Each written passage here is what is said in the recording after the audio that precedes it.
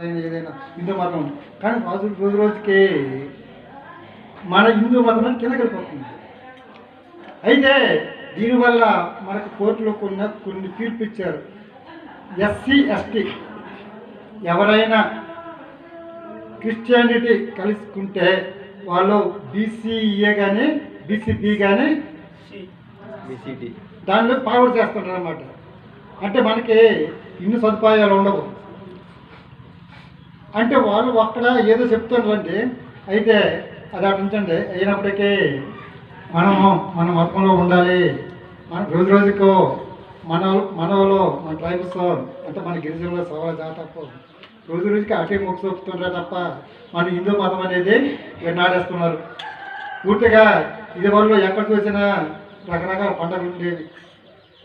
మన గిరిజన పండుగలు మనకి తెలియదు. ఇప్పుడు మనము పూర్వం ఎన్ని కంది పండుగ, టెంక పండుగ, ఎత్తనాల పండుగ, తర్వాత ఏవో రకరకాల పండుగలు చేసుకున్నాము.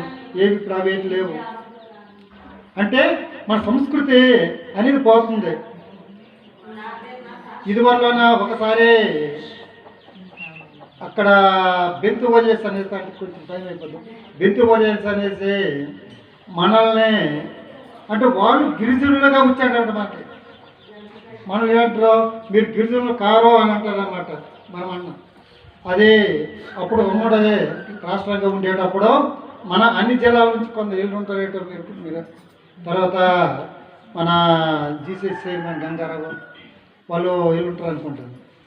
ఉమ్మడి రాష్ట్రం ఉండేటప్పుడు అన్ని జిల్లాల నుంచి వచ్చినటువంటి గిరిజనులు వాళ్ళ యొక్క సంస్కృతి చెప్పమంటారు అన్నమాట. చూసావా, మన సంస్కృతికినే తప్పిపోతే మన గిరిజనులు కామన్నమాట. వాడు చెప్పాడు మీరు పనులు చేస్తారు ఇది చేస్తారు. మనలో మనం చెప్పారనమాట. మన ఈ 13 జిల్లా వాళ్ళు ట్రైబల్స్ చెప్పారు మేము పండుగ చేస్తాం అంటే మనం అంత పండుగలు కూడా దగ్గర అవినాభావ సంబంధం ఉంది. కానీ వాళ్ళు ఆ పండుగలు చేయరు.